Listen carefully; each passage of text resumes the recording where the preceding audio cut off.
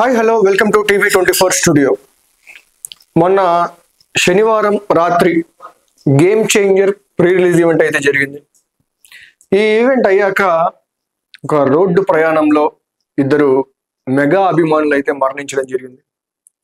దీనికి సంతాపంగా తెలియజేస్తూ పవన్ కళ్యాణ్ గారు అయితే వారికి 5 లక్షలు పరిహారం అయితే వాళ్ళకి ఇచ్చారు. వాళ్ళకి మృతులకు ఎవరైతే చనిపోయారో వాళ్ళకైతే 5 లక్షలు అయితే ప్రకటించారు.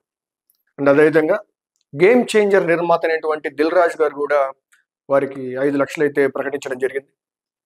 అసలు ఈ తప్ప ఎలా జరిగింది, ఎక్కడ జరిగింది అనేది మనం ఒకసారి చూస్తే, పవన్ కళ్యాణ్ గారు అయితే ఒక 1 అవర్ బ్యాకే సోషల్ మీడియా ద్వారా వీళ్ళ మృతి పట్ల అయితే బాధనైతే వ్యక్తం చేశారు.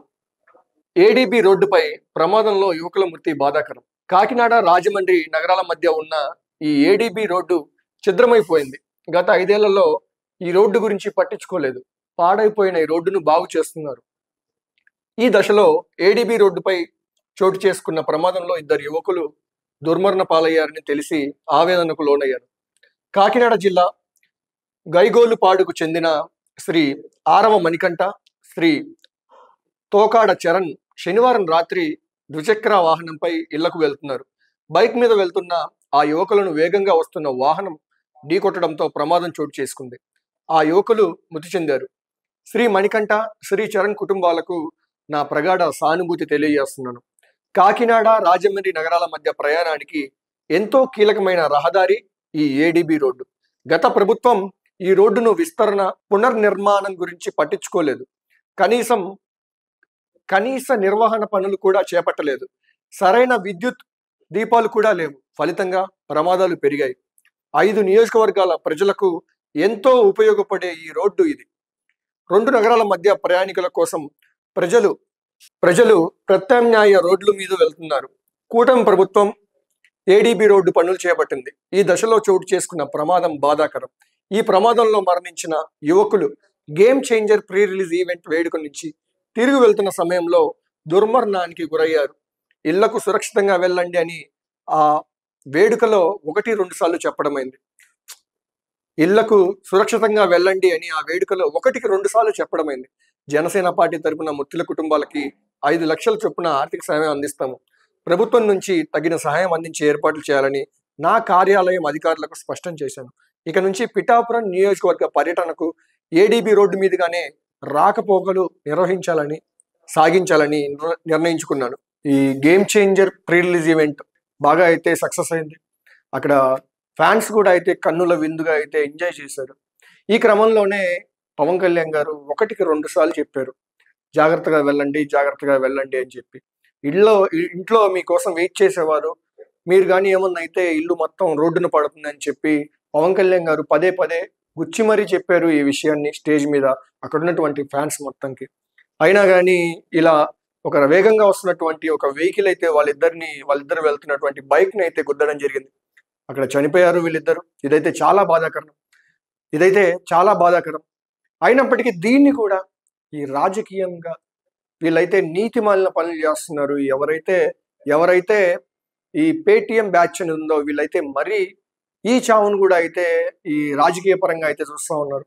పవన్ కళ్యాణ్ గారు ఆ మీటింగ్ లో మాట్లాడుతూ, మా యువకులు బైక్లు సౌండ్లు చేస్తారు, ఈ సైలెన్సర్లు మార్చి సౌండ్ చేస్తారు, వాళ్ళకి స్టంట్ స్కూల్స్ పెట్టించండి, ఎందుకంటే అదొక ఆర్ట్ అండి.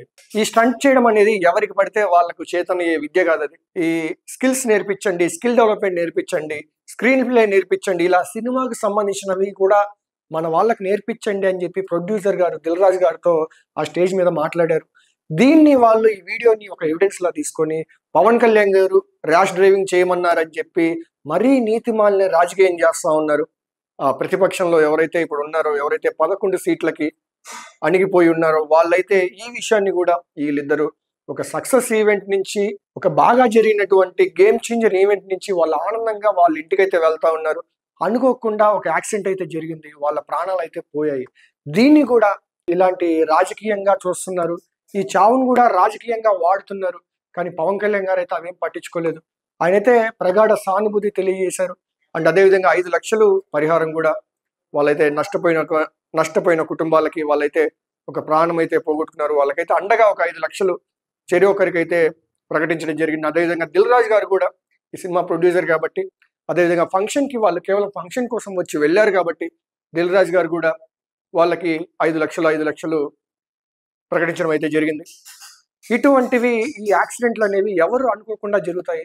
పవన్ కళ్యాణ్ గారు ఆల్రెడీ చెప్పారు అండ్ గతంలో జూనియర్ ఎన్టీఆర్ గారు కూడా చెప్పారు, రోడ్డు ప్రయాణం చేసేటప్పుడు చాలా జాగ్రత్తలు వహించాలి అని చెప్పి జూనియర్ ఎన్టీఆర్ గారు చెప్పారు. ప్రతి ఒక్కరు చెప్తా ఉన్నారు. పవన్ కళ్యాణ్ గారు అయితే నిన్న 1-2 సార్లు చెప్పారు జాగ్రత్తగా వెళ్ళాలని చెప్పేసి.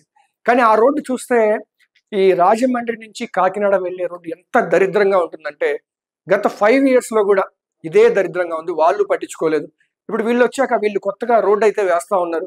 ఈ గ్యాప్ లో ఇటువంటి ప్రమాదం జరిగింది అని చెప్పేసి చాలా దురదృష్టకరం అని చెప్పేసి అయితే పవన్ కళ్యాణ్ గారు అన్నారు.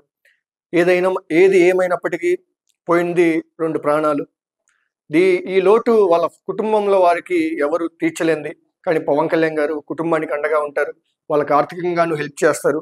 గవర్నమెంట్ నుంచి కూడా వాళ్ళకి ఏ సహకారం కావాలో అదైతే పక్కా వస్తుందని చెప్పారండి. అదేవిధంగా ఇకపై పిఠాపురంకి వెళ్ళేటప్పుడు ఈ రోడ్లోనే నేను ప్రయాణిస్తాను అని చెప్పి కూడా అన్నారు. ఎందుకంటే పవన్ కళ్యాణ్ గారు ఈ రోడ్లో ప్రయాణిస్తాను అని చెప్తే వెంటనే ఇంకా ఇమీడియట్ గా అక్కడ రోడ్డు పనులు అయితే చాలా తొందరగా పూర్తవుతాయి అనే ఉద్దేశంతో మాత్రమే పవన్ కళ్యాణ్ గారు అలా చెప్పారు. అంటే అదే విధంగా ఈ రోడ్లో ఈ రాజమండ్రి కాకినాడకి వెళ్ళే రోడ్లో ఇంకా ఎప్పుడు భవిష్యత్తులో యాక్సిడెంట్లు జరగకుండా అనే ఉద్దేశంతో మాత్రమే పవన్ కళ్యాణ్ గారు నేను ముందు ఇంకా ఈ రోడ్లోనే ప్రయాణిస్తాను అని చెప్పేసి అయితే పవన్ కళ్యాణ్ గారు స్పష్టం చేశారు.